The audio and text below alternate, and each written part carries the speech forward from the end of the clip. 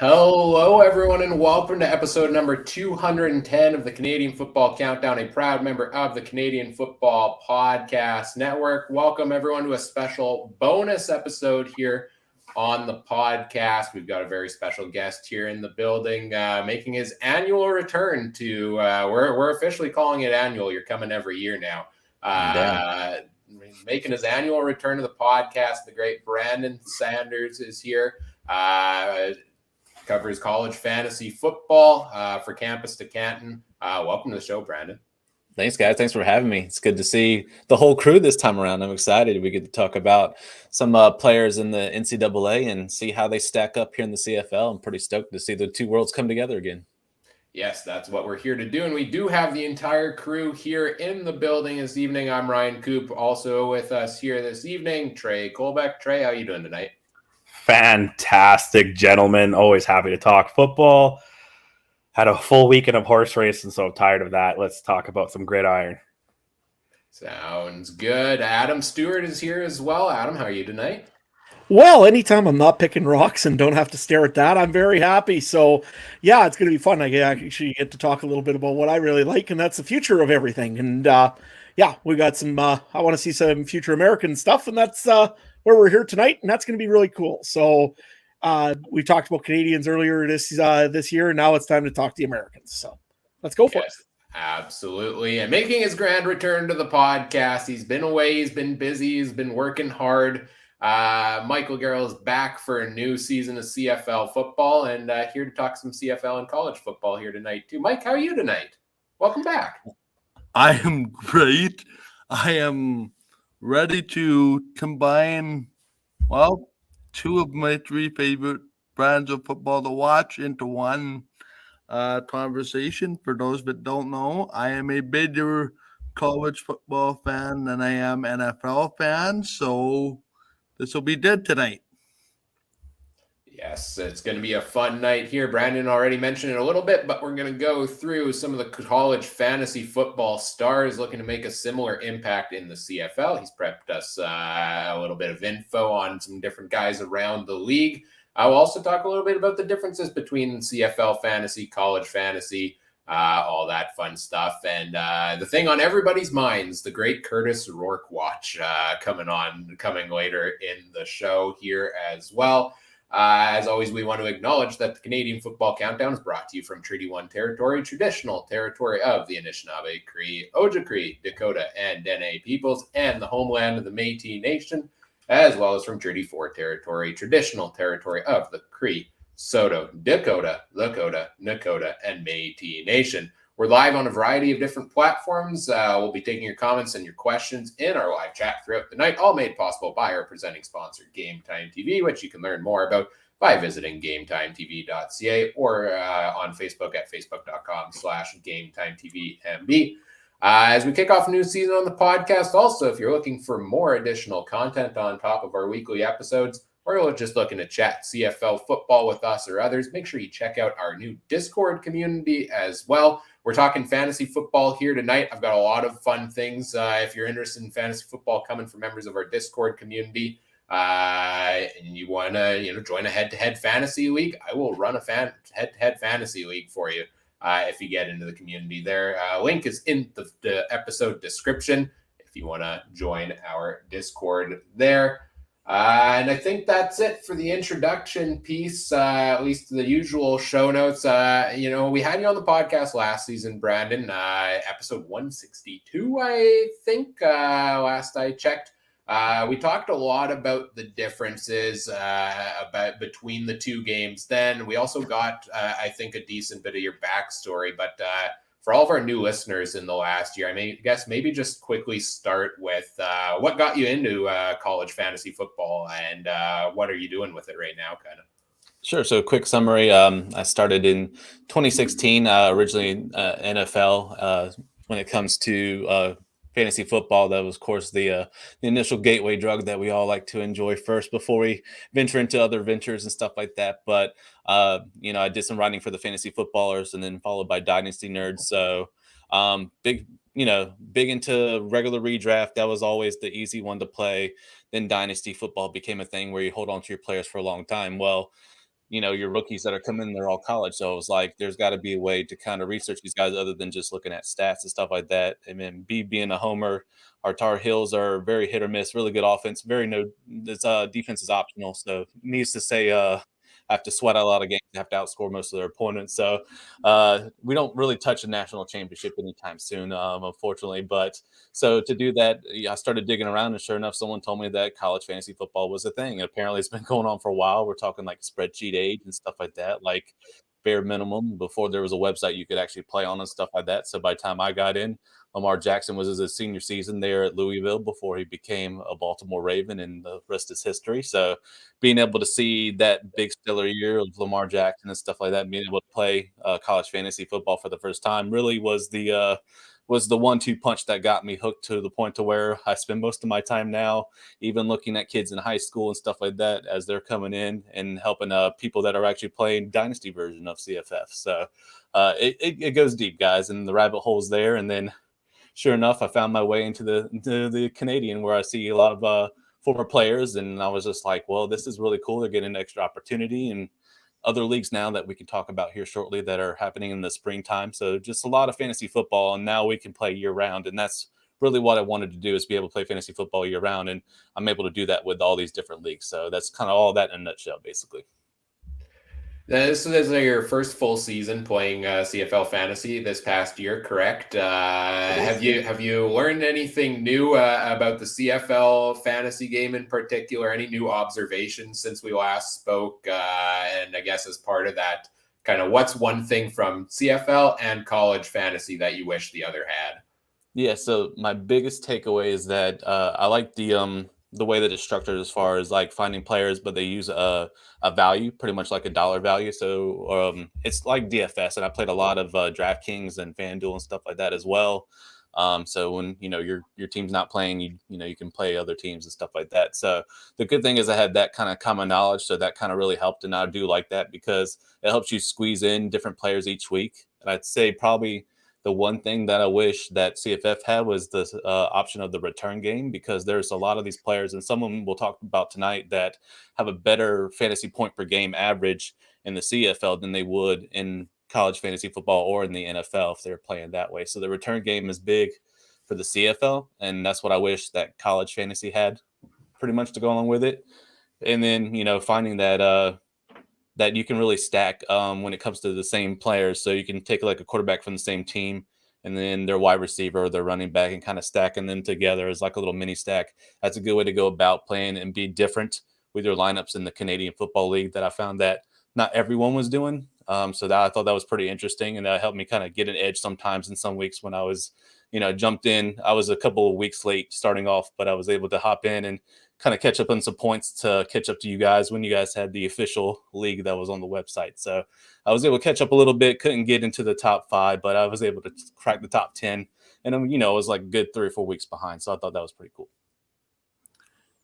Really quickly, before we kind of talked about the players and, one player to watch from each team and all that kind of stuff, I think it would be cool to kind of go back and kind of reflect on the last 2 years and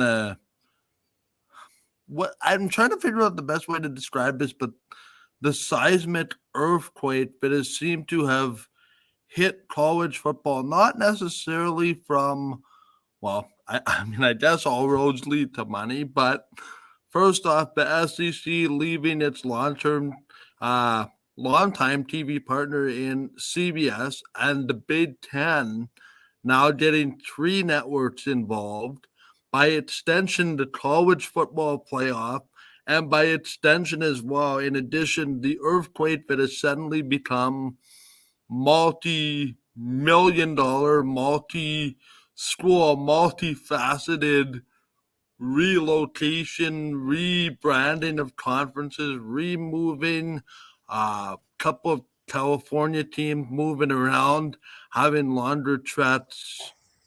Is this all about the money, or why this seismic sort of change happening in college football when it comes to TV, the college football playoff? I realize it's all kind of interconnected, but as somebody that's followed college football for a long time, it seems like a big seismic change is about to happen, and the little guys may be left behind as a result. Yep, you're pretty much correct. A lump sum, it is about money. It's also about exposure and getting in front of the TV. Now with the NIL in place, name, image, and likeness for those that don't know the terminology there, but it just means that the player can earn profit to whether that's being in a commercial or we're finally getting the NCAA football game. That's the biggest thing that we really cared about to begin with. So we're just happy that you can get a name. I don't have to go in there and put in their names manually and worry about all that in dynasty mode. It's all just going to be there, which is going to be fantastic. So that's the good part of it. The bad part of it is that it's the tradition, and that's where a lot of us in the past, and Mike, I'm sure you can kind of agree, like there's these rivalries that are in place that have been there for years and years and decades. So it's like for us, it's the Tar Heels versus Duke, whether that's basketball or football. That's a big deal to us versus NC State. Then you have Ohio State versus Michigan. You have the Pac-12. So you have like the USC versus UCLA. There's all these big rivalries, but now they're all up in the air, all because they're just trying to pack in as many of the bigger players as they possibly can into one thing. So we call it what's called the Power Five, which is like 5 conferences that have the most, I'd say, money coming into their universities and stuff like that. So they're getting probably the bigger deals and stuff like that. That's in jeopardy now. So now it's like the P5, and then we have these G5 teams, and there's a couple players tonight that are considered in the greater 5, which is all these smaller conferences that aren't getting as much TV exposure. They don't get as much money as far as per year or scholarships and stuff like that. So they run the biggest risk. But we're even seeing like my conference, like the ACC, where it's like we might, North Carolina might be playing in the Big Ten randomly against Ohio State every year, or we might see like we're already going to see Texas and Oklahoma jump to the SEC. So now that conference is getting bigger. Big Ten's getting bigger. So it's like it's going to be like a big 3 or a power 3 type situation. And everyone else is just going to be in scraps and stuff like that. And then with the national playoff, everyone's trying to get in these conferences so then they can showcase each other, so they can say, hey, it's not all about wins and losses. It's about who you played. And if you played a better team that year and stuff like that, oh, we should probably be in the national playoff, where it used to just be the top 4 teams battle it out, and then that's it. So that's all changing too. So yeah, Mike, a lot of it's the money, man. A lot of it's the TV exposure and the deals that are coming through. And a lot of these, we even have the transfer portal now, which is like college free agency for us. So keeps us on our toes a lot more this year than it was the past few years. So all these kids are just like, well, I don't want to play for this quarterback. My stats are going to look bad. I need to go play for this quarterback. He's going to be a Heisman contender. That means that my draft stock's going to get better. I can go to the NFL in a higher round, or, at least I can have a good showcase if I don't get drafted. There's the XFL with The Rock trying to get people put into the NFL. And then you have the CFL where you could probably at least get a roster spot and not have to sit on the practice squad. So I definitely feel you, Mike. It's kind of heartbreaking, but at the same time, like, it's just the change in the times, and it's definitely the money that's involved for sure, and a lot of TV exposure. So you're right about that, man. Awesome. I was going to ask the next question, but Mike took mine pretty much because I was going to touch on that. But you mentioned the video game. When is that coming out? Because I've seen conflicting things. Do you have a more inside source on that?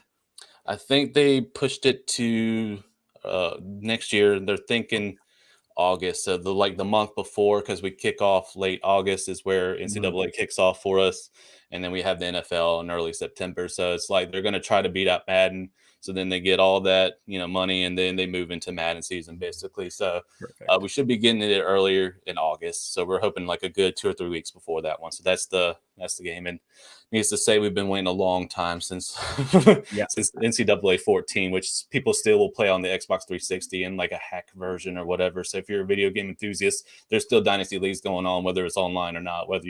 So people are diehard, so they're super excited about a brand new option. My TikTok is full of guys who play that and decide, let's put it on TikTok so everyone else wants to play that game. I love it. No, I love it too. Those old ones were probably the best sport games of all time. So and good. real quick, we're gonna have a CFL countdown like tournament in that, right, boys? Right? When that comes out. If you don't, I don't care. I don't want to hear I don't have a system. We will buy you a system. We can all play. We could probably play on the PC. It's all good. One way exactly. Yeah, I'm pretty sure you can. So we'll be good. We'll set something up. Yeah, good stuff.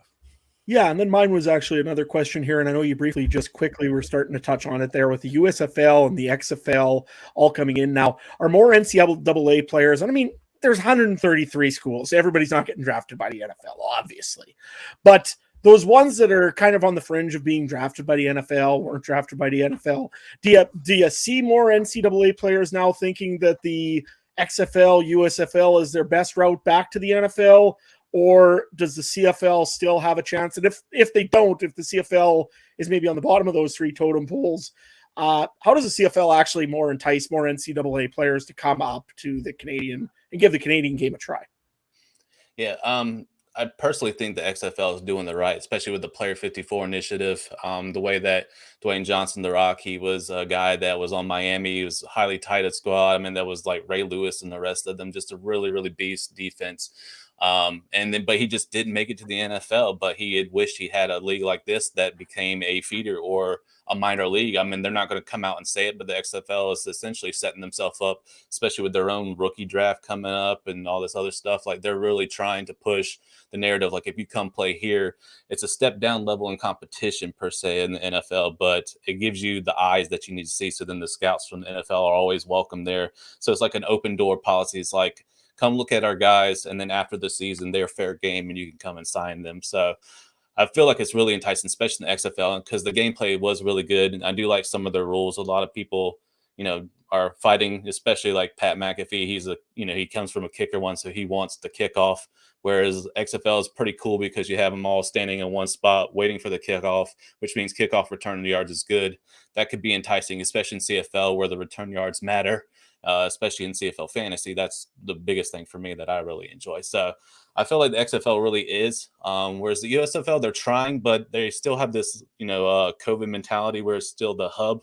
So they're all playing at one stadium and stuff like that. So until they can kind of increase to multiple stadiums like the XFL is doing, like, it's just something about going and watching, like, especially St. Louis that lost the Rams and now they're in LA. So it's like having a St. Louis team is like huge. So the fact that the XFL stadium can get like 20,000 people in an arena and they're rocking over there, that's big time for the XFL. So they're doing it right with their marketing stuff like that. USFL, I think in time, if they expand and actually do like traveling games and things, that they're good. I think our boy MBT, who moved over from the CFL to the USFL, if he goes to XFL, that's where I think he could really possibly get on as an NFL backup. But who's to say he doesn't go back to the CFL and stick his claim as another starting quarterback? So the CFL, I think, is good. It's just the marketing. I think we touched on it last year, me and Ryan did, but it's just they got to do better with like hyping up their draft and their free agency period and stuff like that. Like you guys, I personally rather come watch you guys do CFL free agency than I would, like an actual television, because you guys do more in depth and you have guests on and there's just better banter and stuff like that. So I feel like the CFL is just missing a lot of opportunity to market themselves as like an XFL. And then if they openly just said, hey, if you come play here, like, I get it, you're American, but if you want to go back to the NFL, like, we can really supply you the opportunity and you have a fair shot, just like the Canadians. And that's the biggest thing too. Like, I know CFL is trying to protect themselves and they have like a certain ratio, which I'm still trying to figure out. But so are all of us. I know. So are all And the it just gets more and more confusing every year. Right. Yeah. So I'm trying not to understand. I'm just trying to do it as a brand new guy to the scene and stuff like that. But from the outside looking in, like if they gave the Americans just I want to say it doesn't have to become an American league, but it'd be great if the Canadians Americans could get just a fair shot on talent and then just let the better man win. And then if it happens to be Canadian over American, that doesn't bother me as an American. Like, I just want them to have a fair enough shot, just like they do in the XFL and the USFL. So if they did better marketing, then I think the CFL would rival. Personally, I have XFL like first, CFL second. USFL feels a little bit more, I don't want to call them Bush League, but they just need to expand their traveling and their playing type stuff. So that's kind of where I'm at as far as how they kind of stack up with each other. Yeah, unfortunately, if you were just getting a grasp of the ratio, I believe this year is when they started adding the like 49% of snaps rule or something like that, where an American veteran playing 49% of snaps apparently counts as a Canadian. What's the point of passports anymore, folks? I don't know. It's interesting for sure. We do have a question in our YouTube chat here for you, Brandon. Chris wants to know about your thoughts on the NFL draft this year. Mostly that, first 4 picks of the draft, 3 of them were quarterbacks this year. And Chris is also a huge Seahawks fan, and wants to know if you have any thoughts on what they're getting. So shout out to the Seahawks. They had a good draft. I'm a Broncos fan, so it still hurts. Super Bowl 47 was rough. We haven't had a Super Bowl win since Super Bowl 50. But needless to say, we have Russell Wilson. Hopefully Coach Payton can turn that around. We have at least a legendary coach, but Russ did not cook, nor did he ride. So if he was trying to be any like a jockey, I'm sure Mr. Colback over there would have pretty much just kicked him off as a jockey because he was not riding at all. And I almost wanted $200 million back because that was ridiculous. But anyway, better times ahead. But I do think that the Seahawks are doing well. They kept Geno Smith, which is great. They didn't rush to try to get a quarterback. There's a great class of quarterback, but there's 2 really good ones. One being our quarterback, Drake May from North Carolina. The other one being Caleb Williams from USC. They're kind of like the Kurtis Rourke of, Kurtis Rourke's the CFL kind of guy that everyone's hoping for. Caleb Williams and Drake May are the quote unquote generational talent that could come in and really change the game for the NFL as well. So a lot of teams are looking as a future, but I like how they gave Geno Smith another shot because he did a really great job. Jackson Smith-Njigba is an excellent wide receiver and a really good offense coming from Ohio State. And that's just a factory of really great wide receivers that just know how to catch the football and get open pretty quick. So to answer his question, the Seahawks are looking good. And I think that they got a really good shot, to kind of move into more of a playoff scenario and not just middle of the pack type situation for sure. But I thought the draft was really good. Like I said, they always do a great job about production. Like I'm one of those freaks that'll just watch all 3 days if I have it. So I like doing that. And I just honestly wish the CFL would do the same because I'd probably just sit there and watch it myself. So even if I was by myself, I'd still watch it. Preaching to the choir here, Brandon. I think we're all on the same page with that one.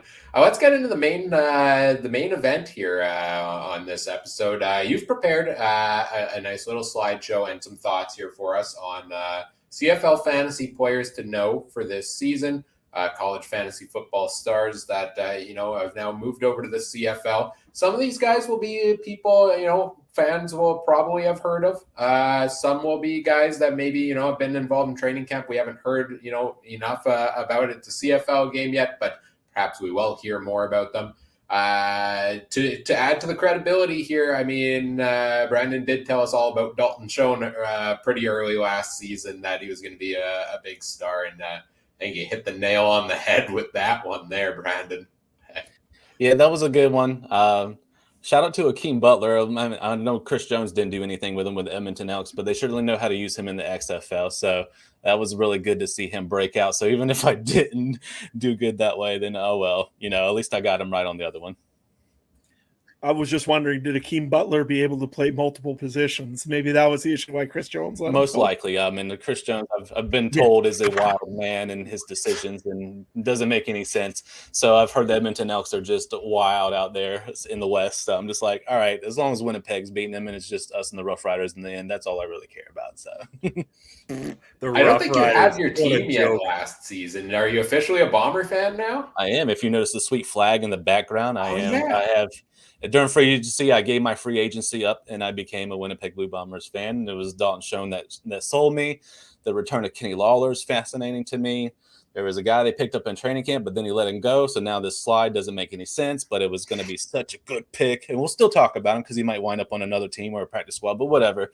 I was just really a fan of Winnipeg. Their social media is honestly another one that did really well, that I was just like, these guys are funny. I actually like them because they're making a lot of sense. And so when there's the game with all the like horns going on and I couldn't hear like half the game, I forget which team that is that you go to, but super annoying. But the fact that Winnipeg was just sitting there joking about it on Twitter, I thought that was hilarious. So it kind of sold me, to be honest with you, like a good joke. So definitely became a newer Winnipeg Blue Bombers guy. And I wear it proudly with my other, guys at the DC Defenders and my Tar Heels and my Broncos. So. Somehow, we bring a guest onto the podcast and it's another Bomber fan for Adam to deal with. I'm sorry, Adam. I really gave it a good look, man. I was looking at the Rough Riders for a hot minute. Well, let's face it, there wasn't much to look at last year, so I can't really blame you on that. But nevertheless. Look at that sweet ring, baby. Oh, baby. Oh, man. And I'm going to get that Argo one to match, boys. Send it to good old Chad Kelly. All right, let's get into the slides you've prepared here for us. I'll pull it up here. Let me switch some things around on the screen here. Very nice looking slides, by the way. So thank you for that. Who are we starting off with here? We're starting off with the BC Lions. We are. We're going to start off with the Lions, and when they had acquired Mr. Jared Smart from the college team Hawaii, the Fighting Rainbow Warriors. He's 5'11", 190 pounds. Hawaii is known for what we call the air raid system, which is very much like spread it out and pass it type situation. So the good thing about Jared Smart is that he's just very good as far as actually like receptions, just getting open and kind of passing most of his defenders as well. So his totals out of the 3 seasons that he did get to play, 149 receptions, 1,863 yards, and 8 catching touchdowns out of 37 games. So if he converted that into CFL points, he'd be averaging about 10.36 fantasy points per game, which is pretty solid. BC, I know it's not Nathan Rourke, but I am a fan of VA. I think Adams is pretty talented, and I think that he can kind of move this around for the BC Lions. Now, I'm not sure. Is Butler still, or did he go to Hamilton like everybody else? So Yeah, I'm just trying to figure out what they got at running back, because the running game I noticed was actually pretty good, but there was a good balance with them, and having a Nathan Rourke there I thought was really good. So, but I don't think they lose too much more with VA there. So I think Jared Smart could get on the field, and if he does, I think that he could be a wide open option there for BC. Well, that's nice and all, but there's 2 things with this. One, does this guy remind you of Chad Owens in any way, shape, or form? I mean, went to the same school, went through that same air raid system, like you just said. Roughly the same size and measurements, kind of the same stats. I mean, is this kind of a prototypical guy out of Hawaii, or what's the story with this? Yeah, so it's and you probably I don't know if you watch any XFL, but Cedric Bird, the second he played with the Roughnecks, pretty much the same build, same university. There's another guy, JoJo Ward. He was just 6'2" and 200 pounds, but pretty much caught the same, so a little bit bigger of a target. But Hawaii, pretty much they bring in the receivers knowing that they're just looking for guys that can kind of just get open and be fast in that way, because their quarterback play, not the greatest in history on that one as well. Very much medium, or I would say average at best. So they just need to have a cannon. That's really their requirement there at Hawaii. So they just want guys that can kind of separate themselves from the defender real quick and just kind of get up. And so you're very much onto something, Adam, for sure. Okay. Yeah, no, I was just wondering on that. The only problem with it is also in BC is that they do have a pretty stacked receiving core. If you take a look at guys like Keon Hatcher, Alexander Hollins, Justin McInnes was just acquired over there, Lucky Whitehead again. Most of these guys, other than Lucky Whitehead, are well over 6 feet. I would have maybe a question about height if he is going to have a long career. I mean, in the CFL, traditionally, height isn't as big of an issue, but lately we've been seeing a lot more taller receivers. So I just kind of question that a little bit, and to see if he'll be able to crack a roster spot or even a practice roster spot on BC Lions. Has anyone heard anything as far as camps and stuff like that? Is he doing well, or Unfortunately, he was also released May 5th. No, I didn't know that. Yeah, and I was looking him up today, and I was like, he's got to be around. He's got to be around. And yeah, the day when camp started or day after camp started, it sounded like he has an opportunity somewhere else, is what I'm guessing, because I don't think he reported the camp. So like I said, they put him on the released list there on May 5th. So. Gotcha. But also, if injuries happen, right, it's not out of the realm of possibility to see him brought back for a team like BC. They saw something in him to bring him in the first place, right? And injuries are going to happen around the league. Teams are going to need depth. Some teams have it already, some do not. So, well, look at the team that I've got right now. The Rough Riders are really light on depth this year, I think, in wide receiver.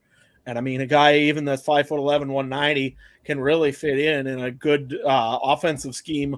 And the big thing I think also is with a lot of these Americans we got to look at is how many of them can play teams and how many can play the special teams things. I mean, does Jared Smart work as a returner? I mean, that's really how Chad Owens kind of got into the league and then ended up becoming an awesome receiver. So if he can be a good special teams guy and can do a good job on returns, I could see maybe Jared Smart fitting on some team's roster sooner than later. Let's move on to our next team here in the list. It's the Calgary Stampeders. Tell us all about wide receiver Andrew Parchment. So one, Andrew Parchment, sweet last name. Definitely if you're a big fan of just paper in general or just anything like writing utensil wise, really great last name to go on with it. So Andrew Parchment, 6'2", 191 pounds. Played for Florida State was the last college he was. Before that, before the transfer portal, he did play at Kansas with the Jayhawks as well. So during that time frame, his total receptions, he did play 4 years. The main year is the 2019 season where he's with Kansas. That's where he kind of did his breakout season. But total, 114 receptions. He did 1,384 yards, 11 touchdowns, and he played 39 games total. So only converting that to CFL because he didn't have really any return yards or anything like that. Particularly, he's only about 8.16 fantasy points per game. However, he's lengthy. He's got a very big target. So his length and stuff like that, when he kind of stretches out to catch the football and stuff like that, is noticeably different than some of the other receivers. So though it's 6'2", it's almost like as long as you can put it in a 7-foot range, Andrew Parchment can pretty much bring it down. However, him moving from Kansas to Florida State became tougher competition. So he moved up to a higher end conference, which is the ACC. Still, defense is optional. However, Florida State struggled because they were more focused on, for those NFL fans that had Cam Akers, who is now playing for the Rams. And Cam Akers was big for Florida State in the running game. So at this point in time when he played, they were more of a running team. Now with a different system, Florida State's much more of a happier, pass-happy one. So Parchment just missed that opportunity to kind of really break out with a quarterback thing that can throw it a little bit better. So that's what Andrew Parchment there.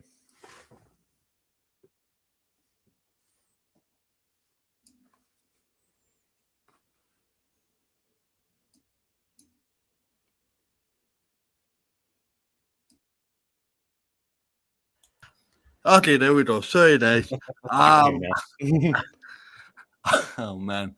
But no, I mean I look at this as, you know, a prototypical guy, and correct me if I'm wrong, that can really succeed in the CFL if put in the right position.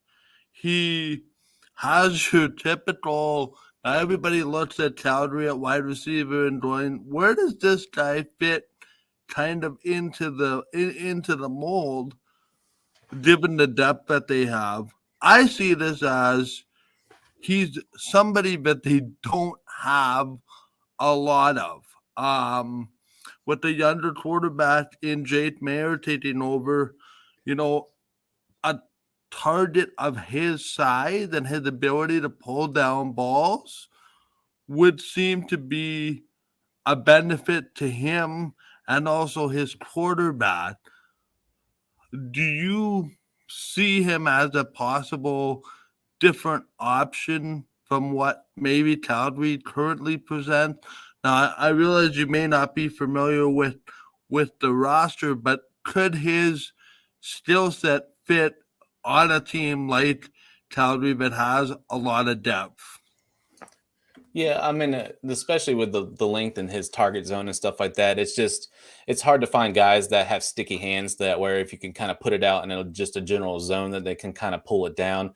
So from what I'm getting is that Mayer is fairly young in the quarterback, and it's good to have more of a veteran type feel. And Parchment, having 4 years in college fantasy, especially going up to a higher level, I think that's going to kind of be a little bit helpful. Now, will he crack?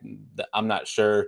Like I said, I'm a big fan of the Philpott brothers, whether they're both on both teams. I get that, but like they're talented. They're probably one of the better like receivers that I've seen, especially that are Canadian and stuff like that. Also, Keon Schaefer-Baker, big fan of his as well. So it's like there's really, really good talent. So is he going to be able to get on there? I'm not sure, but I do think he separates himself as far as like his ability to catch and stuff like that. So that's where I think Parchment could be an asset. It's just he has to crack the starting lineup. So hopefully not too many injuries happen where he has to do that. It's really interesting you bring up that dynamic, because I think Calgary's looking around at their division, mentioning a couple of the receivers that you have already mentioned, and they're trying to find prototypical maybe not year one starters, but if we have an injury or two, a guy that we can really kind of trust to haul in the footballs. Not to be, too far away from the topic at hand, but the CFL has had, a history of tall, bigger receivers making their presence known. Carlton Ididosi being one, David Carr, Carr. Sorry, I played for the Bombers. Great Carr, I think was his name. Now that I think about it, Yeah. So it's almost like they've looked around the division and they've said, this is the type of a receiver like, the one you mentioned in Saskatchewan to kind of fit that mold. And maybe this is a kind of long, I don't want to, I hate saying the guy is a long-term project because that's not what it is. I think it's just a crowded receiver room, but, would probably serve well to be on Calgary's practice roster.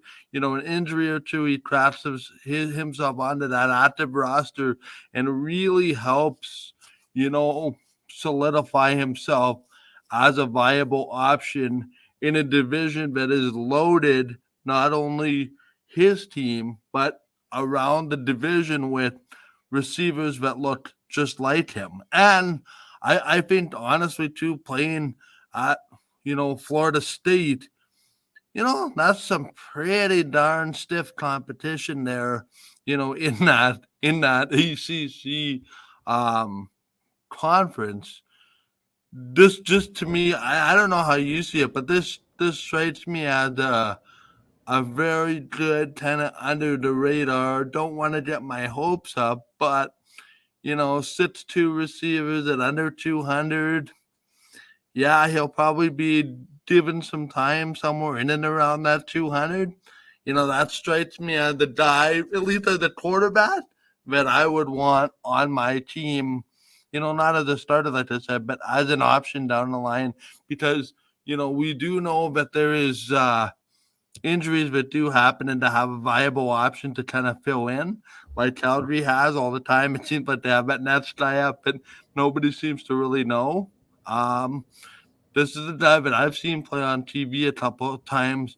Really, really exciting. I'm just wondering his sort of height and his stature of being able to, haul a lot of footballs in and make a big target for his quarterback.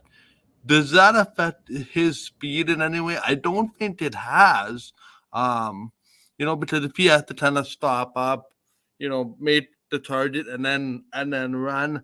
I'm just wondering, what are some of the downfalls in his game, if any? Because, if he doesn't make Calgary, I don't think it's any, not for any fault of his own, but maybe what are some of the weaknesses in his game that maybe don't necessarily translate to the CFL? I would say probably the biggest thing that he probably got the biggest knock on is that he didn't have a completed route tree, if that makes sense. So he was good about going out, direct, whether that's a go route or if you just cut and do like a little cross route. He's just big on like getting to the ends and the corners and kind of getting that reception. So if you're third and long and you just got to, or if you say in the CFL, you're second and long and you got to get that first down.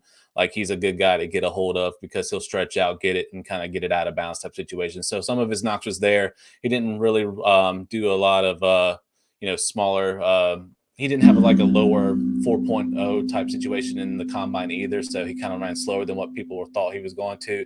So I know that's a knock at the NFL level and stuff like that. It's almost got to be like a track star and be able to catch like everything under the sun to kind of get into the NFL. So when some of these guys are missing just a few of those options, they kind of fall or become undrafted free agents. And that's kind of what happened with Andrew Parchment. Also, the production going down from Kansas to Florida State kind of lowered his tape value. So a lot of people weren't really seeing the same person from Kansas that they saw like the year before he went to Florida State. So that's some of the knocks, but overall talent, he's good raw talent. He just needs a good place where someone's going to feed him. Basically, if they can do that, you're good to go. Do you think that hurt his chances of making a legitimate shot in the NFL? Which part? Just the relocation of schools and maybe the little bit of inconsistency. Yep. Unfortunately, with the NIL and the transfer portal, a lot of these wide receivers are definitely they're picking and choosing who they're going to. They're looking at systems. They're looking at head coaches. They're looking at who's their quarterback and how good of a Heisman chance he has, or can he just feed me because everyone else in that roster is not the greatest. So maybe I can become wide receiver one. So that's definitely a thing we're seeing more now in college fantasy or just in college in general than we did, a few years ago for sure. I think, just to weigh in on Calgary's depth here also, you mentioned their depth, Mike. They have a lot of depth guys, but a lot of unproven depth guys. So there's camp competition to be had there across the board. Let's move on to our next guy here, a guy I'm really excited to talk about. One, because I think you're just choosing all the guys with the best last names on here. I mean, Maurice French with the double F in his name. How often do you see that? I love it. Also, he's had a pretty fine preseason. So tell us a little bit about his college career, and then we'll get into his shot here with the Edmonton Elks. Yeah, so Maurice for French. So French, he's got two F's in the name, which is fantastic, right? It's Edmonton Elks. We'll talk about that in a second. So we'll talk about good old crazy Chris Jones. But he's 5'11", 200 pounds, so he's got a makeshift, great body, great speed, stuff like that in particular as well. A lot of people remember Jordan Addison as far as getting drafted in the NFL this year. He came from the same college as Pittsburgh before the transfer portal, and the NIL money sent him to USC to go play behind Caleb Williams, who's the standout quarterback of the future and won the Heisman, right? So before Addison was the top dog in Pittsburgh, Maurice French was the guy. Like, he was the possession king. So overall, he had over 156 receptions, 1,637 receiving yards. But the great thing is that he also used to rush. So he did 357 rushing yards. He did 177 return yards. So he's a man that can get on the field no matter what. 10 receiving touchdowns, 4 rushing touchdowns, and he played 45 games. So he had a lot of experience there at Pittsburgh. So he played all 4 years, all before COVID. So he didn't have to worry about sitting out a season or having another red shirt. So he had plenty of time to kind of do his thing. Even his first year as a freshman, he was used as a running back because he was just that much of a beast. So he went for like 122 yards and 2 touchdowns just in his first season as a freshman. So, but because he played 45 games, his average as far as converted CFL fantasy points, it would be higher. But because he played 45 games, it's down to 9.92 fantasy points per game. But if you're looking to, lower that from 45 down to 21 or 22 games that the CFL plays each year, you'd be a much higher version. So you'd be looking around like 13 or 14 fantasy points a game. So he was efficient. He's really good, fast, very good with his hands. But the best thing is that he can get open, and that's the best part about Maurice French. So he was the Pittsburgh offense before Jordan Addison made Pittsburgh famous, if that makes sense. So. Yeah, and he's one of the guys that I think might be one of the standouts so far of the CFL preseason. He has gotten an opportunity, and you mentioned, a high volume of receptions across his college career, and he's done that in the preseason here as well. In his first preseason game, 10 catches, 119 yards, and a touchdown. Oh, wow. In his second preseason game, 6 catches on 7 targets. He was the most targeted receiver there for the Elks. Nice. So he's not going to get a starting spot, I would imagine. They loaded up, Chris Jones loaded up all the money and spent it only on the wide receiver position. It feels like this offseason they're stacked. They are stacked at the position, but he's definitely making the roster. I think they've made all of their roster cuts already, actually, the Elks have. They played 2 games already, and the next morning, Chris Jones gave half of those guys their walking papers, the ones that didn't make the team, because they're done for the preseason. They're now prepping for regular season, and he made the cut. And his preseason performance was a big part of that there. So, probably not a guy that gets into a starting role right now, but I could see being one of those depth guys that's next up if somebody does go down due to injury, or is, a piece going forward when, say, a guy like a Manny Arsenault retires, and how much longer is he going to play? He's a little bit up there in age. Maybe he gets into a return role a little bit. I don't know. You mentioned he does have some return capabilities. But yeah, fantastic preseason for him. I think certainly he's a potential weapon, like you've talked about, that could be utilized in that Edmonton offense there. So I have to follow up and ask you guys, Chris Jones, right? Like, we all saw he did nothing with Hakeem Butler. Hakeem Butler destroyed the XFL just because he just got one good quarterback and a decent, like a mediocre, really good average coach. So is this Chris Jones that's messing up this wide receiver room, or is this? Do you think it's the change as far as the rules and things like that? What do you think the deal is with Edmonton and maybe underselling their capabilities at wide receiver? I don't know. Well, I think there's two parts to this. One is the Canadian ratio part.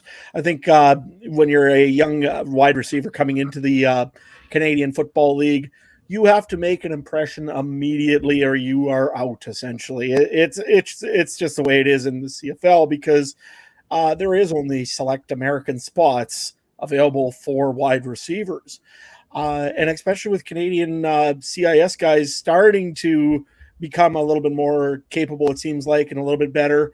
It seems like guys are starting to use them and fill them in when they need to use spots. That being said, Chris Jones is not a guy that knows offense very well. He took one of the best offensive receivers and offensive threats, turned him into a defensive back, and did a Hadouken. Yes, I remember that. That's wild. So, I mean, he's a guy that he loves athletes, right? And if he didn't see something out of the XFL guy there, sorry, again, I think it's Akeem. Sorry, my brain's dead. Hakeem Butler. Hakeem Butler. If he didn't see something out of Butler that he didn't just seen anything that he wouldn't have liked, he would have got rid of him. That being said, though, they also have one of the best assistant GMs that's a wide receiver that's ever played the game in G-Roy Simon. So you think that if he figured out talent, and if he was allowed to look at talent, G-Roy would have said, okay, this guy's good. We got to keep him. That being said, the other thing also with the Elks you got to remember is I'm still questioning their quarterbacking a little bit, maybe myself. Taylor Cornelius is not the be-all, end-all probably of elite quarterbacks quite yet in the CFL. Maybe he'll work to be that, but I don't think he is right now. And it was quite a rotation last year of just getting a quarterback out there, let alone getting right wide receivers with the right guy. So I think it was just kind of an unfortunate kind of a guy that slipped through the cracks more than anything. But that being said, you don't look very good when you let a guy go like Hakeem Butler to the XFL when you're Chris Jones, right? So do you think was Ford, right? The one that got drafted. Like, do you think he would be the better option over Cornelius, or do you think that would help any maybe with the overall offense, or do you think this is like just quick Jones or Chris Jones being Chris Jones? It's partly Chris Jones being Chris Jones because he does not really have any use for a quarterback essentially in his system. If you look at what he did in Saskatchewan back in the day, he had Brandon Bridge. He brought in Kevin Glenn for a while. He's an old quarterback at that point. And he just ran with that because really he knew that he had enough wide receivers to make a roster. There's a real drain right now in quarterbacks. I always believe in the CFL. Edmonton suffers a little bit from this because they don't have that elite quarterback. And I don't think Chris Jones really, to him, it doesn't matter because his idea is I will stop them from getting points in the defense and, well, our offense will get enough to get it done. So like I said, to me, it's partly Chris Jones, but it's also partly how the CFL is right now with just not very much for quarterbacking and especially elite or top level quarterbacks in the league. Last year, you seen what Nathan Rourke did as an elite quarterback, just came and lit up the league. And everybody was just gawking because they're like, what in the world is this? I'm hoping we see a few more of those this year because the CFL really needs to work on developing some new quarterbacks in this league. You know, it's interesting. Like, I look at this, Maurice French, and I think of a prototypical Chris Jones type of player. I think Chris Jones would have multiple Grey Cup rings in this league as the coach and general manager if he had a quarterback on all of his teams. It's remarkable to me that one of the weakest flaws of Chris Jones is his lack of ability to have a go-to quarterback. And I understand if people think that Edmonton is going to be better, but I don't think they're going to be as good as some people are making them out to be in large part because I don't believe that their number one quarterback, their future number one quarterback, is currently on the roster right now. And this is just a prototypical athlete that wouldn't surprise me if he was a DB after a while. That's just how Chris Jones operates. And expect the unexpected with the guy. And, I'm not saying I see Deron Carter here, but, athletic, gifted player, fits that Chris Jones mold. And I'm excited to see how this guy fits into the plans. All right, let's move on to the Saskatchewan Roughriders here next. Who you got here for us, Brandon? Sure. So I was telling Adam earlier that the Roughriders have a type. And so their type is these bowling ball running backs that are just will love contact, will hit you, and is not afraid to just run through anybody and everybody that they have to. So think of Frankie Hickson, but at a higher level of competition in college football. So coming from Louisville is Mr. Javion Hawkins. He's 5'9", but he's 196 pounds, all muscle, by the way. The dude's just yoked.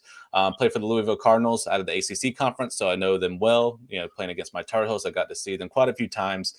Javion Hawkins is an absolute stud. So told us he only got to play 3 years, but he got busy in those 3 years. So he had 2,355 rushing yards, 16 rushing touchdowns, 1 receiving touchdown. He did have 21 receptions, 197 receiving yards, so he can catch out the backfield if he needs to.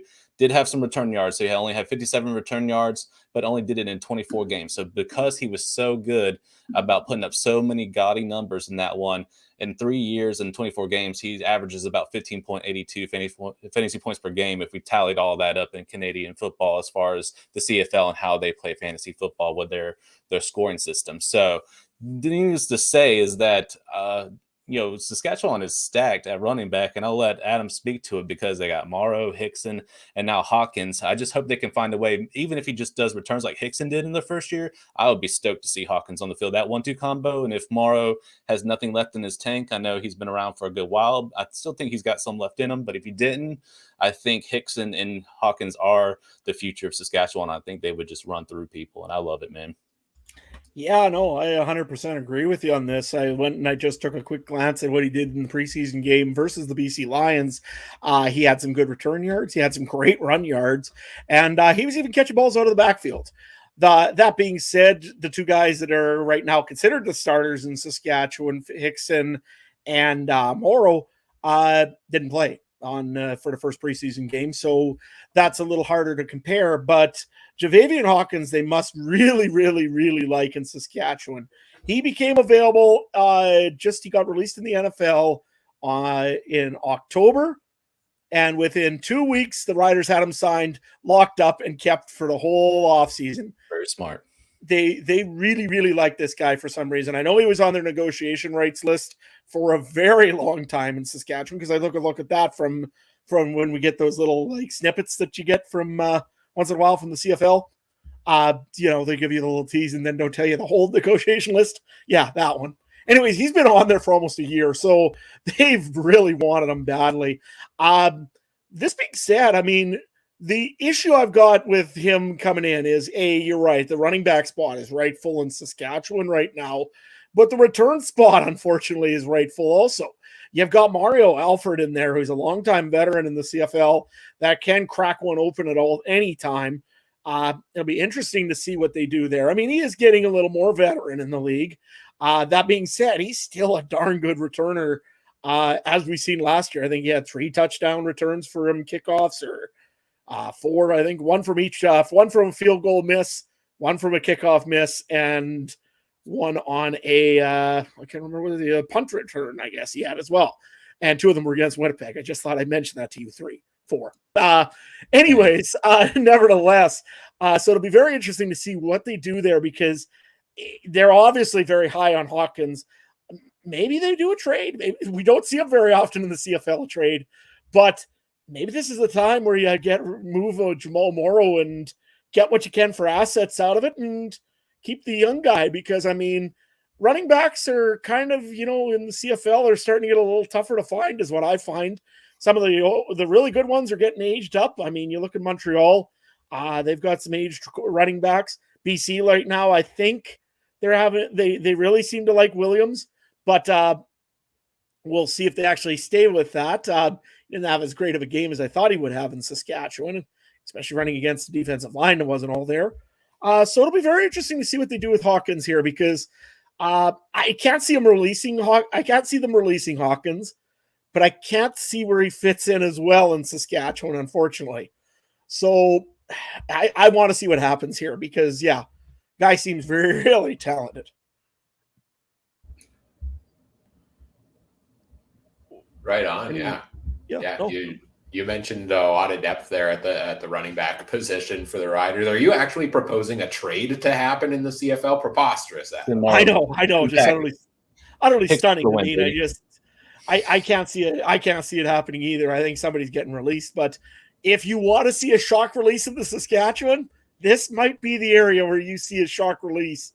Other than one of those quarterbacks that really did good last week, this could be the area, because honestly, they really, I've heard from a few guys now, Hawkins is really hot and really, really, really high up in Saskatchewan. So. Yeah, the XFL wanted him, but the fact the CFL played the keep away, that was smart strategy by the Rough Riders. Yeah, the Rider, like I say, when a guy's sitting on the neg list for how long and then picking him up within 2 weeks, I mean, you clearly want the guy. So, anyway. Let's move on to our next team here. It is the Winnipeg Blue Bombers. We unfortunately do have another guy to talk about here that has been let go in training camp. Javon Hiley. How do you pronounce his name? Did I get it right? Yep. Yeah. Javon Hiley, yep. Oh, pretty good. Tell us, I guess, Brandon, on what the Bombers are missing out on here by letting them go. Well, one, I understand the Blue Bombers are stacked at wide receiver. Clearly, my boy Dalton Schoen's there. Kenny Lawler returning back to the Bombers. We got the big tall guy that I can't pronounce his last name, that you guys are way better at pronouncing his name than I am.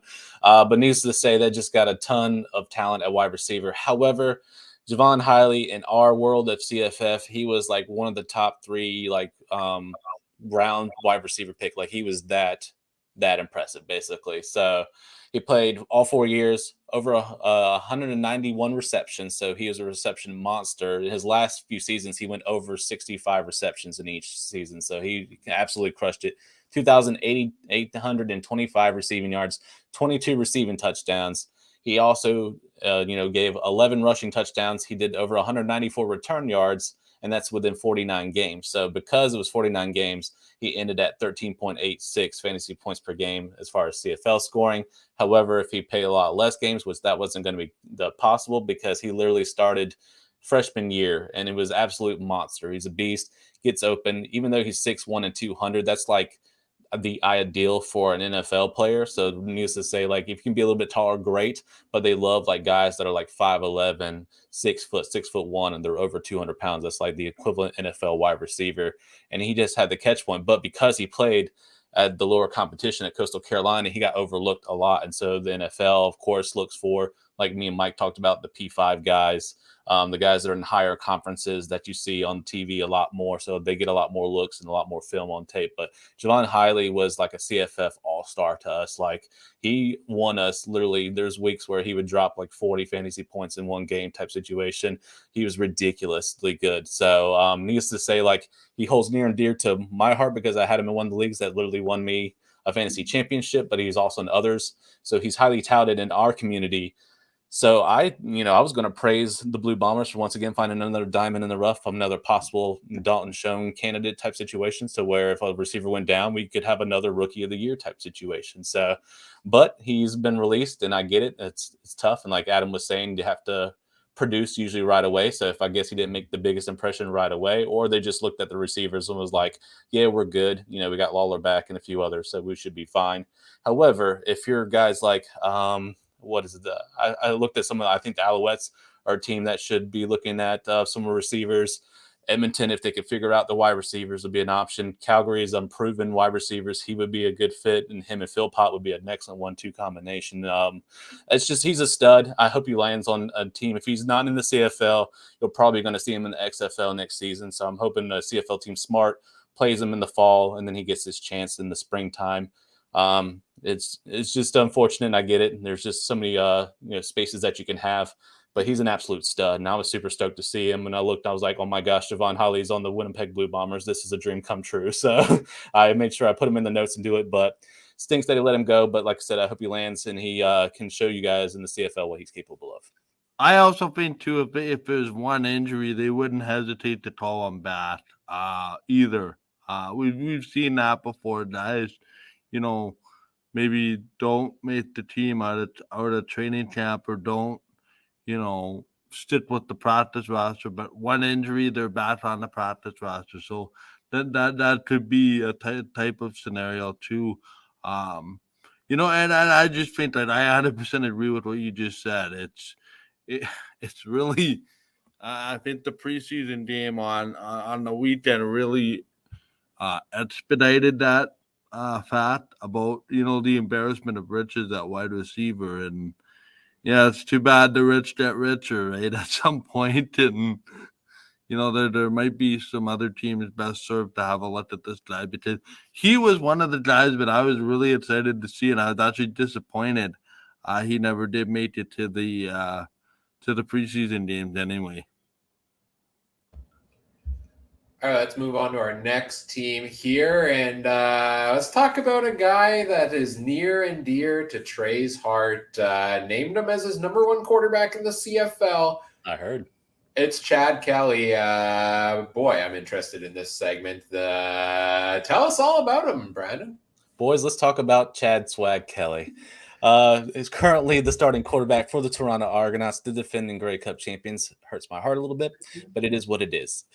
He's 6'2", 216 pounds, played at Ole Miss, a.k.a. Mississippi, the same team that played Jordan Ta'amu, who's DC Defenders, Eli Manning, of course, you know that name very well. Just a lineage, Matt Corral, who was good in college, but he's the backup there in Carolina. But needless to say, really good quarterbacks and good play, and usually under Lane Kiffin's system, so really good passing as well. Here's the thing about Chad Swag Kelly. He runs his mouth, and it gets him in a lot of trouble. And I'm sure you guys have probably heard maybe some of it. Maybe you think it's confidence. Maybe sometimes you might think it's arrogance. But there is a swagger to Chad Kelly. I mean, he is literally the nephew of the great Jim Kelly of the Buffalo Bills in the past, so he has a lineage of quarterback in his family. So he comes from quarterback royalty. However, every time he's gotten an opportunity, he's ruined it by doing something stupid, whether that's at Ole Miss, chasing porn stars when he needed to be doing practice, whether it is, being Mr. Irrelevant for the Denver Broncos, actually almost getting a chance to start because of injury, but because he partied so hard that he wound up at a stranger's house in a Halloween costume and got kicked out. Von Miller got mad and said, hey, kick this guy off our team. And so he left the Denver Broncos. Then he almost played for the Indianapolis Colts. But he, I forget what he's doing, but he didn't have a certain, he was gaining weight. He wasn't focusing on his nutrition and stuff like that. So eventually he wound up in the CFL as a journeyman. So now here he finally gets the shot. And that's glad, because I do want to talk about what Chad Kelly is really good at, and that is passing and rushing the football to go along with it as well. So this is 6,858 passing yards. 50 passing touchdowns. He did have 21 interceptions, but it's a pretty good ratio between the two.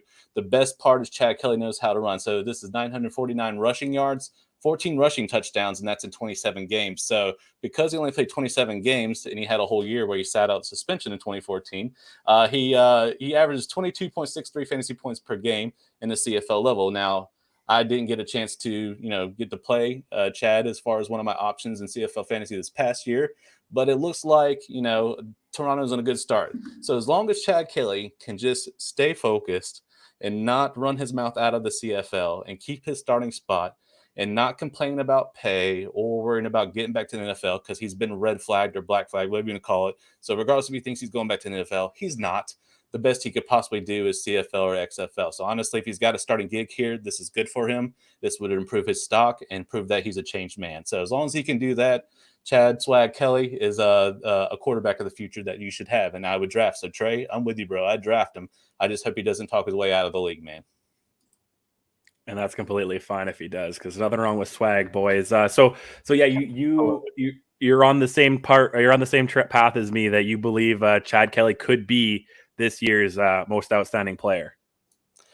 He's got a pace to get there. Yes. Am I going to be as bold as you, my friend, with his sweet sunglasses? I am not.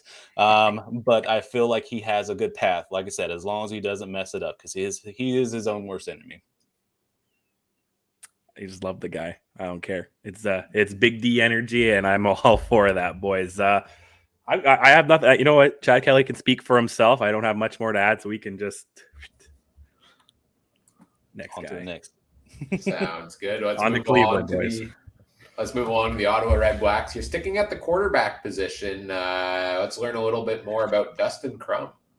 So I'll go ahead and say Ottawa, they have some sweet quarterback action going on, whether it's Mazzoli. I think they had Arbuckle they picked up later this past season.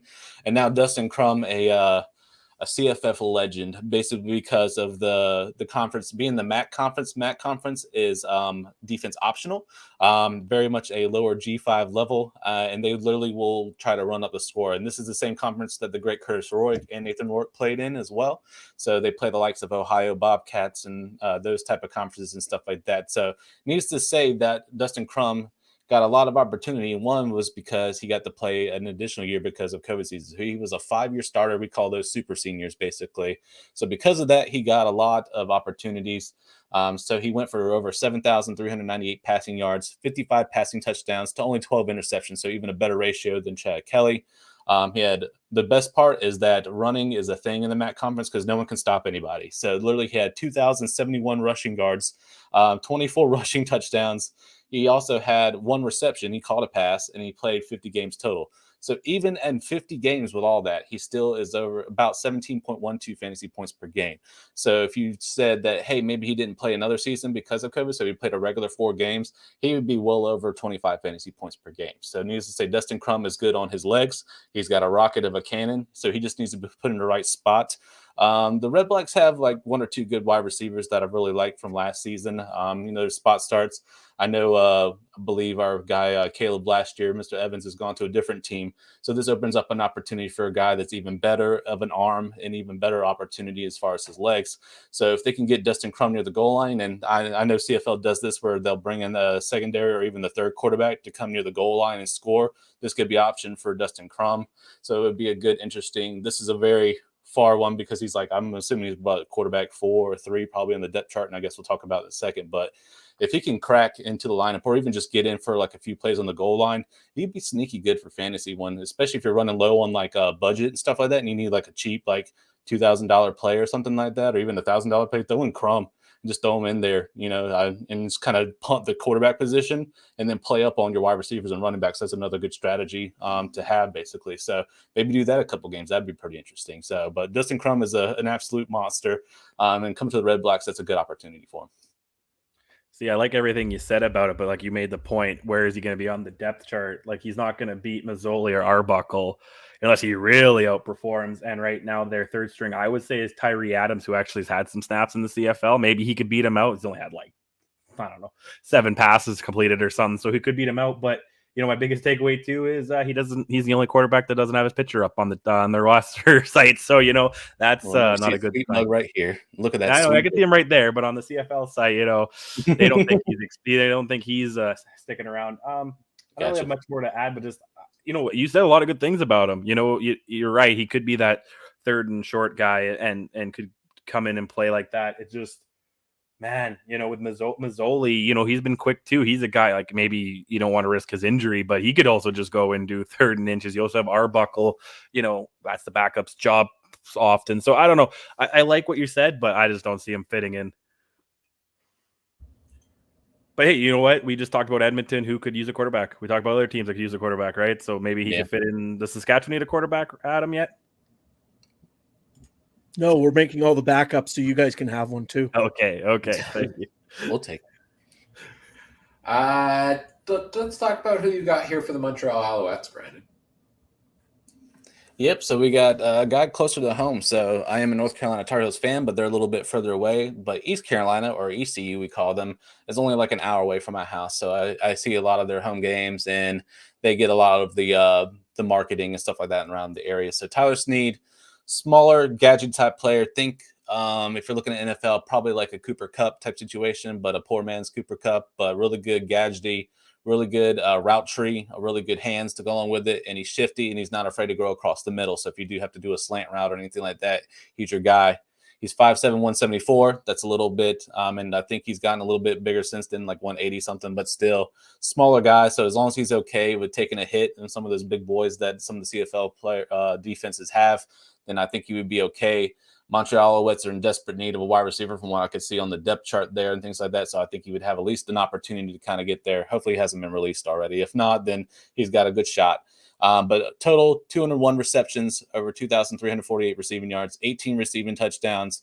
But he did do some gadget plays. So he has passed for 3 passing touchdowns. So he does have an arm, 2 return touchdowns, which is great. So he's actually got a returning reduction and over 1,528 return yards. And that's big time when it comes to the CFL. So he played 37 games, but because, and this is where the CFL and their fantasy and how they're scoring versus CFF is much more valuable. Because of his returning and his touchdowns, he's 16.99 fantasy points per game at 37 games. And if it wasn't for that 1,500 return yards and 2 return touchdowns, then we probably only have half of that. So needless to say, Tyler Steen is what we call a Swiss Army knife. Very gadgety and definitely would be a guy. If you just need a guy to go make a play, he would be a guy to go make a play. So I think pair him up like in a little position, maybe in the inside, put Reggie White on the outside. I think that could be a nice little 1-2 combo there. So what's your guys' thoughts on Tyler Steen in Montreal?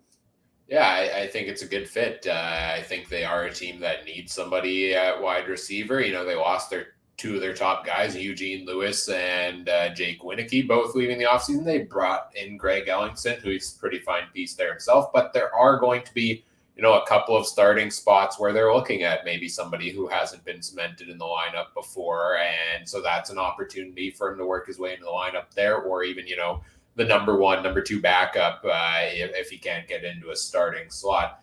Head coach Jason Maas is on the same page as you with a lot of the things you were just saying. I was just, I was reading up on him here a little bit and comments on him from training camp from the coach. Very high praise for him and mentioning that unlike some players, he can play any position at wide receiver. So that means a lot of options for him to potentially find his way into a lineup.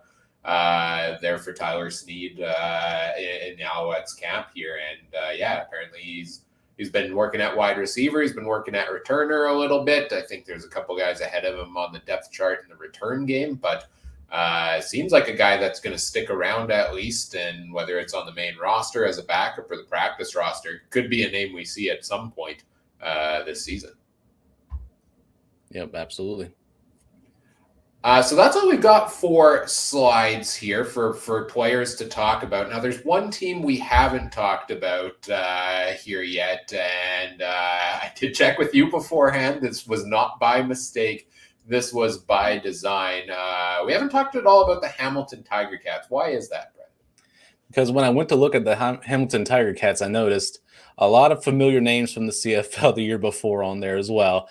So I also did some little bit of digging, found out that Hamilton is hosting the Grey Cup this year. So I started putting 2 and 2 together. So I was like, okay, I think Hamilton's going to try to make a run at the Grey Cup because a lot of the times they, especially with a team, they're literally looking to, stack the deck against their opponents. And honestly, as much as I favor the West because of the Blue Bombers, the East I feel like can be winnable, especially with the likes of Toronto versus Hamilton. So I think if Hamilton can stack the deck like they're doing now, they would give Toronto a good run for their money as far as out of the East. And that might be the showdown that they're possibly hoping they can have home field advantage going to the Grey Cup. So, looking at the roster, didn't see too many of my college guys going there because I saw a lot of names that I was familiar with last year in CFL Fantasy, and they're all on, all in the Hamilton Tiger Cats. So I saw a lot of movement. So it seems like they were busy in free agency. So you guys can tell me a little bit more about that, if I'm on the right track that they are stacking the deck basically in the East. Well, they're trying to. I don't know how much they're really doing on the wide receiver part. They did bring in a few no names, though. Duke Williams, he was big in Saskatchewan last year, of course, but big in the wrong reason. He probably would be good right beside Chad Kelly some days. Nevertheless, you've also got Anthony Johnson, who just came in from BC last year. He went to Hamilton, but the thing is with him, he's an American that's hurt, and he was presumed to be a starter, I believe, probably for the Ticats. So I was taking a look in their transaction records here for Hamilton to see if they brought in anybody to get Johnson some help or get some help for filling in there. Calvin Jackson Jr. from Washington State. Any insight on him? He looked pretty interesting when I was reading his little stats. Calvin, What can you tell us about him? Yeah, Washington State is also another coach that's Arbuckle, no relation to Arbuckle, the quarterback, but he has a history of coming from that air raid system. So the comes from that family tree of multiple coaches and stuff like that. So needless to say, they know how to get open. They know how to stretch the field. So if that's a good pickup. Still, I'd go get Javon Hiley, Hamilton. Just go get Javon Hiley, man. Like, if you don't do it, Winnipeg's just going to grab him back. Or go get KSB some help, man. Go get Schaefer Baker some extra help too, man. Like, just go get Javon Hiley. But yeah, Jackson's good, man. Like, he can stretch the field. Decent hands. I would say he's not like Maurice for French type of, like really good, sure-handed, but he's very much can stretch the field and make a play for sure. Yeah, that I was looking at it, and also with a quarterback that likes to stretch the field once in a while, and a very veteran quarterback that knows how to make that pass, it might make Jackson's life a little bit easier going into a team like Hamilton. Again, I know that you're dead on the money, though. They are going for veterans. They're going for guys that can win them a Grey Cup in 2023. They're not going for a guy that's going to win them a Grey Cup in 25, 26, because they probably will be rebuilding at that point. Maybe. You never know with the CFL. That only takes a year or so sometimes. But yeah, other than that, though, you're right. I mean, there's a lot of veterans guys on that team. They've got veteran Canadian guys. I mean, I just seen that they cut Caleb Morin, who was one of their draft picks in the national side of things. So, yeah, it's all or nothing for the Ticats, and you're right on it. It's going to be what they can do. And, I mean, the big piece of that, I think, is going to have to be the American Duke Williams, and that gets me a little nervous in watching what he did in Saskatchewan. So, yeah. Well, now that we've talked about players that are in the CFL or trying to make a name for themselves in the CFL, now let's turn our eyes to the one player everybody's waiting to see in the CFL going forward. The Kurtis Rourke watch is on 2024 potential draft. If he does, want to come to the CFL here. So, we all have our eyes on him after seeing what his brother Nathan did in the CFL last season. He's off to the Jacksonville Jaguars now. Tell us a little bit about what's going on with Kurtis Rourke. Sure. So late 2022, he suffered an ACL injury. The good thing, as soon as it happened, he immediately got surgery there. I believe it was November 2nd of 2022. So it wasn't very long after that week. Before then, he was on a tear, going for like 5 touchdowns, 3 touchdowns. He had 8 touchdowns in 2 games. So he was on an uproar. Ohio has a really good wide receiver and then also a really good running back to pair with him. And Kurtis Rourke is very much a dual threat. I'd say between the two, Nathan has the bigger arm. Kurtis has the better legs, if that makes sense. So it's like if you put the two together, you have a mega Rourke, basically, right? But with the brothers, you still have really great talent out as well. So with that in mind, he didn't play in the spring game just because they wanted to kind of ease him back slowly. But from what I hear in the summertime, he's fully 100% and he's ready to start summer camp. So as soon as they actually start that here, I believe the next month or so, as CFL is kicking off, that's when the camps start happening in college. And then we kick off in August and stuff like that. So Kurtis Rourke is on par to start. He is the incumbent starter. No one's saying no to as well. He's also been drafted pretty high in CFF because of the conference that we talked about, the same one that Dustin Crum came from, and the MAC. There's no defense. So literally, like, Kurtis Rourke literally just destroys his opponents when they play in that conference. So people will draft him fairly high. The first couple of weeks, they have to go against tougher opponents. So if you got to go play in Alabama or go play Georgia, the national champions and stuff like that, you got to sit Kurtis Rourke because that defense is like playing an NFL team, basically. So it's kind of a little bit of an unfair advantage. But when they play conference play, Kurtis Rourke is just by far the best. I still think Kurtis Rourke would give CFL a shot, especially the way that he said that it helped out his brother Nathan. He is from Canada, of course, so he is a home there. So like he does have his ties there, and he does like it.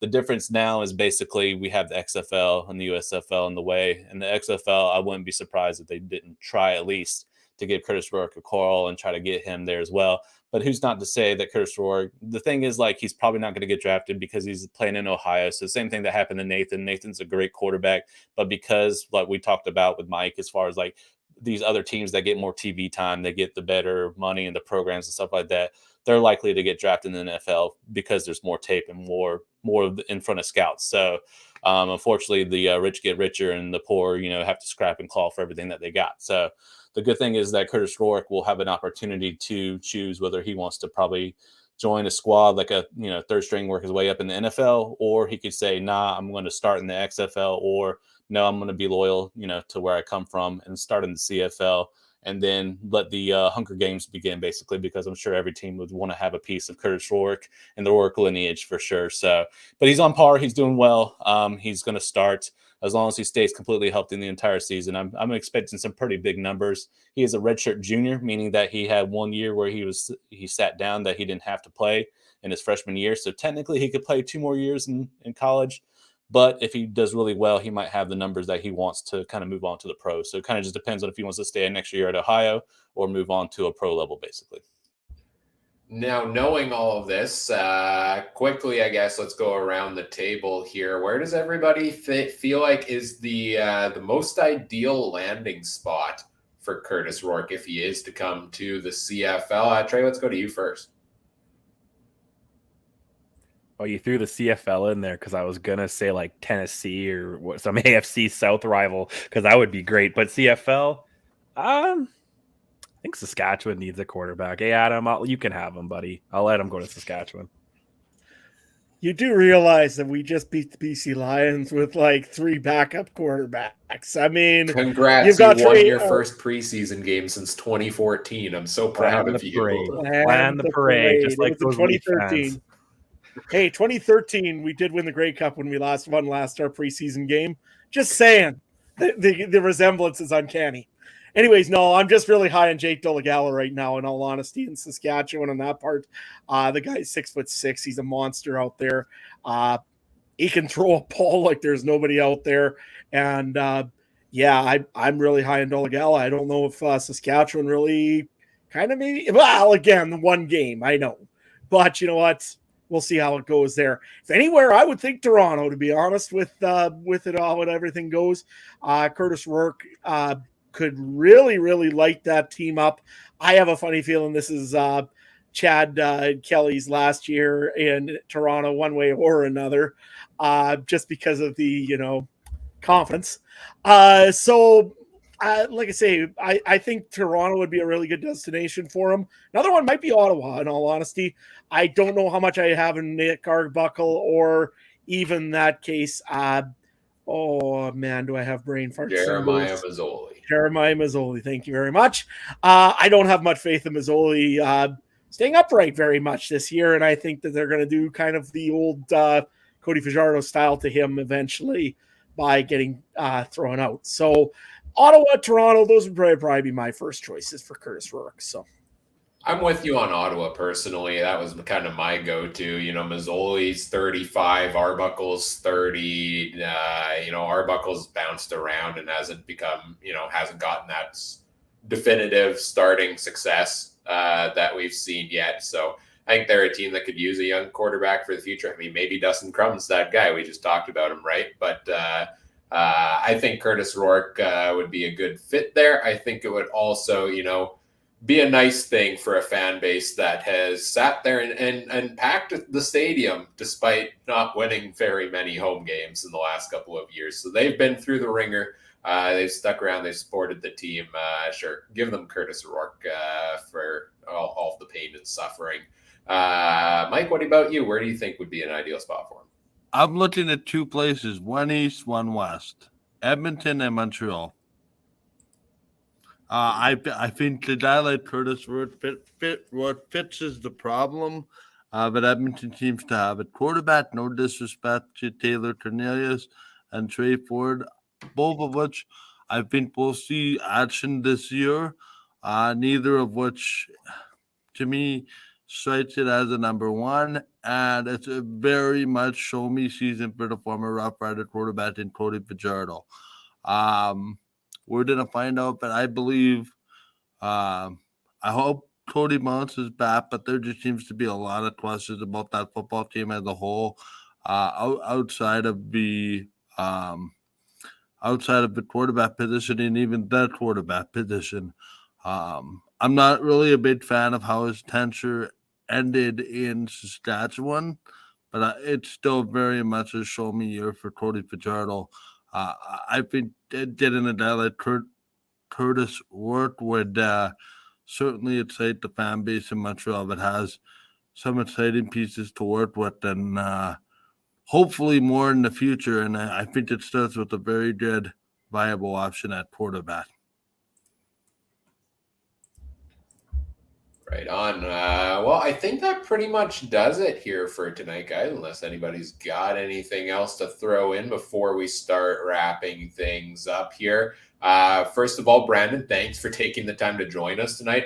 We're closing in, I believe, on midnight, Brandon's time. So we appreciate you putting in the late night to accommodate our schedule here. And this is a lot of fun every year having you come in and teach us a little bit about the college fantasy football. So we appreciate that. Yeah, one more thing also, just so I know, UNC's quarterback, who is it this year, and when will Saskatchewan sign him to win a Grey Cup? That's Drake May. He's a Heisman contender. He's probably going to go second overall in the NFL draft, if not first. He's not coming to Saskatchewan. Sorry, man. I mean, if push comes to shove, he has a massive injury. Like maybe, he's a journeyman and he's like, I got 2 bad ACLs, blah, blah, blah, whatever. But you can have Mitchell Trubisky if you want. I think he's the backup in Pittsburgh.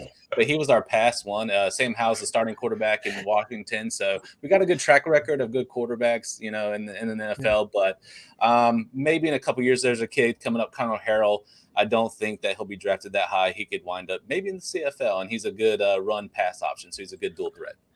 I was just referring to, that's, we haven't really had a quarterback since we've had the old number 4 Darian Durant really in Saskatchewan. Yeah. So, and, current still Winnipeg Blue Bomber, apparently.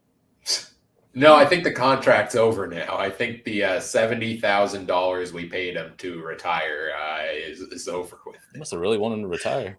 If he came out of retirement, he's Winnipeg Blue Bomber property. I'm just saying. Wow. That was like 3 years ago, man. I think the contract's dead. Just a quick one on the way out from me. As somebody that is not fully immersed in the CFL week in, week out, they just get it to kind of still know the lead as sort of a younger fan, not a younger fan, but a newer fan. What excites you from the outside? Like, I know we talked about a lot of the storylines, what we're looking for. I'm just wondering, as a guy that has no connection, no real connection to a team, is there one thing that excites you about this season?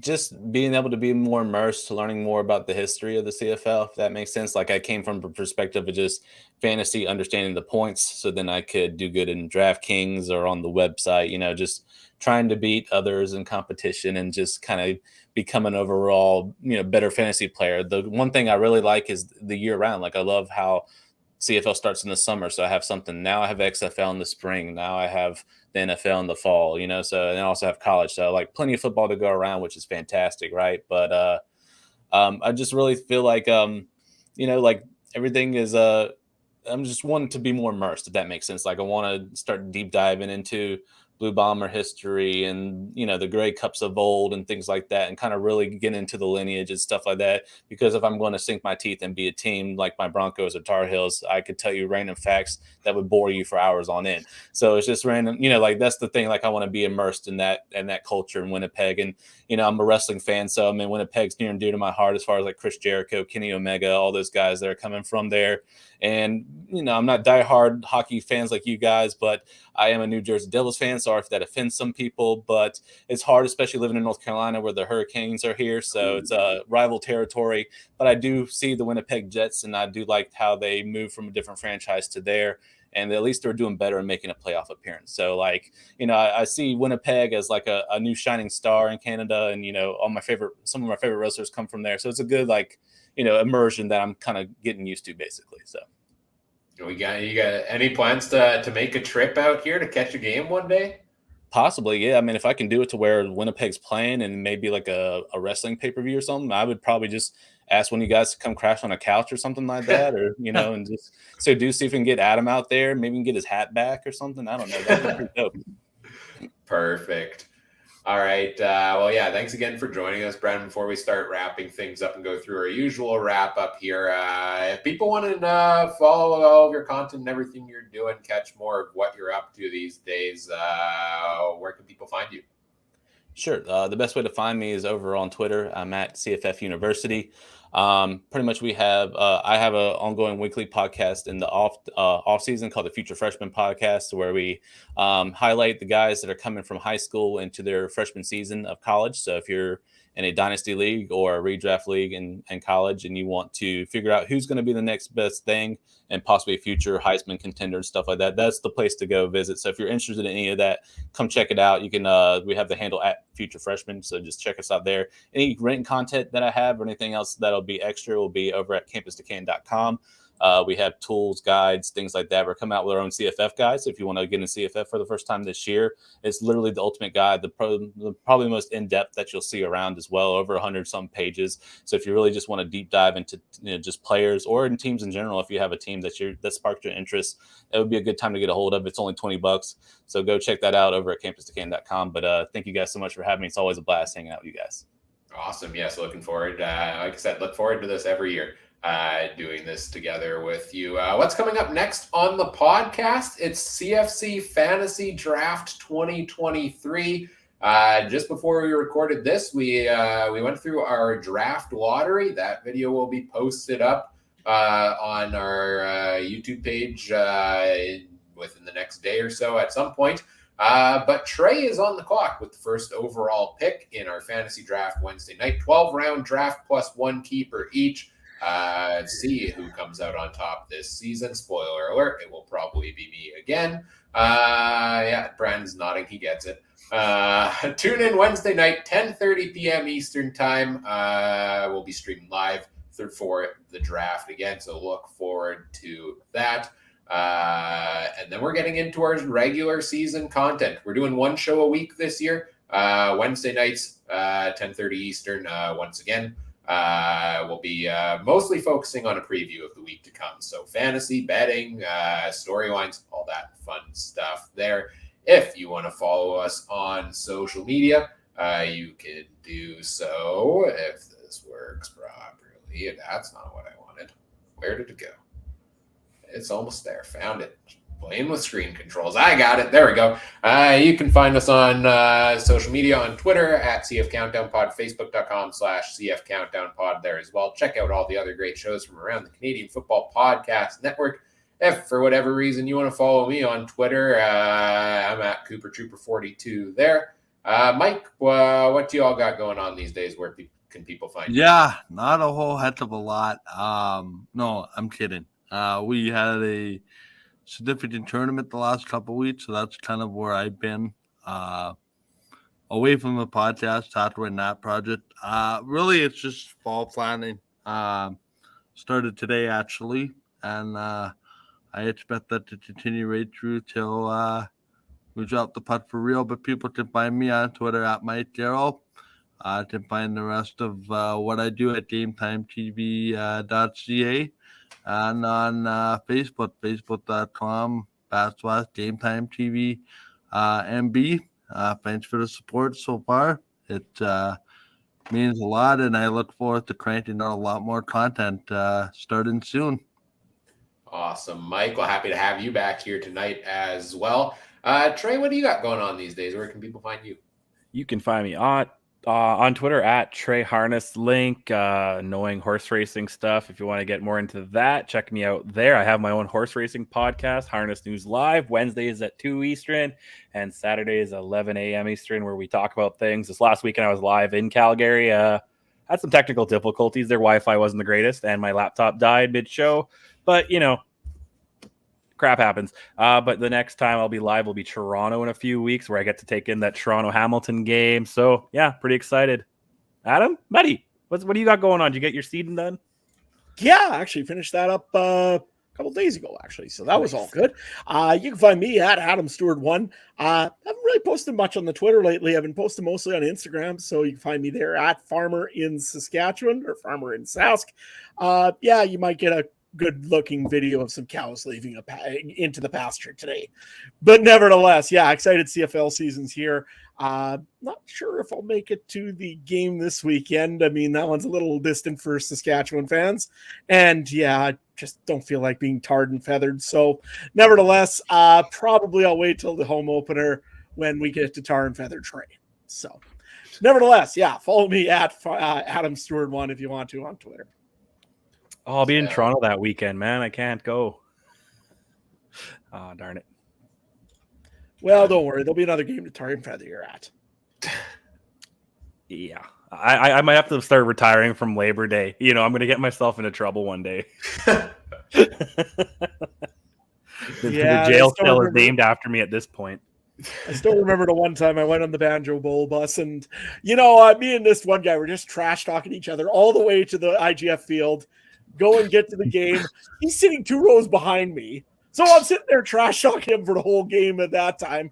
Riders lose, so I'm pretty quiet. I get onto the bus and I'm like, okay, at least I don't have that. The guy's sitting right behind me again. So yeah, that didn't work so well. Amazing. So yeah, I had to hear it all the way back while getting the bus ride back out to the car park areas. I wish I could say I remember a Banjo Bowl, but I don't. I don't. Well, on that note, check out the CFC Discord community. Lots of fun stuff there to come. If you want to play in a CFL Fantasy League, you know, the official site is going to be launching on Wednesday, I believe. It kicks off its new season. And if you want to play the official game, but with head-to-head matchups, join the CFC Discord Community Fantasy League. Play alongside us, play alongside Brandon. I think you wanted to get in on some of those there as well. I got a whole schedule template. I've been playing around with Google Sheets formulas for a week, like the nerd I am. So I've got that all set to go. Come join, play a fantasy league. Lots of bonus content to come there. If you are doing fantasy drafts this week, I'll have the Ultimate CFL Fantasy Draft Guide coming out later this week as well. It is currently 7 pages long of just the quarterbacks and the running backs. So yeah, if y'all think I'm not going to be fully prepared for our draft Wednesday night, you better bring your A game because the championship trophy's sticking in my office here. So when do we get to switch your name to the Professor Oak of CFL Fantasy? We can do it at any time. Yeah, we can make that happen. So yeah, all that content coming for our Discord community. Episode or the link to join is in the episode description. Come on, join us there. We've got game chats during CFL game days as well, and all of that fun stuff. Lots to talk about there too. We always appreciate you supporting the show, whatever podcast platform you listen on. Do all the fun things such as like, comment, subscribe, rate, review, share the show with your friends. Help us grow the show. We always appreciate that. Wow, so much fun tonight, getting the whole crew back together, getting Brandon join us here as well. It's been a full house. It's been a fun evening. On behalf of Mike, Adam, Trey, myself, and special guest Brandon Sanders, this is Ryan saying thank you for listening. Take care. Have a good one.